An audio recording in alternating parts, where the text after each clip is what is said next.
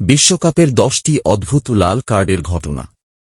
বিশ্বকাপের ইতিহাসে লাল কার্ড শুধু নিয়মের শাস্তিই নয়, বরং অনেক সময় তা হয়ে উঠেছে অম্লান স্মৃতি, বিতর্ক ও অবিশ্বাস্য কাহিনীর জন্মদাতা। নিচে তালিকা আকারে সেরকম 10টি ঘটনা তুলে ধরা হল, যেখানে শাস্তিটা ছিল অদ্ভুত, কারণটা ছিল বিচিত্র, আর স্মৃতিটা রয়ে গেছে চিরকালের জন্য। 1. জিনেদিন জিদানের হেডবাট 2006।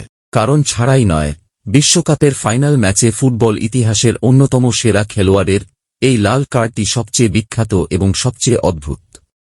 ইতালির বিপক্ষে অতিরিক্ত সময়ে ফ্রান্সের হয়ে খেলা জিদান, ইতালীয় ডিফেন্ডার মার্কো মাতেরাজ্জির কটূক্তিতে ক্ষুব্ধ হয়ে তাঁর বুকে মাথা ঠেকিয়ে বসেন।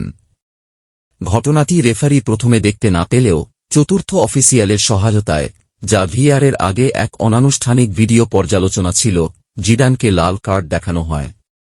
এটি ছিল তাঁর ক্যারিয়ারের শেষ ম্যাচ, এবং ফ্রান্স এই ম্যাচে টাইব্রেকারে হারে।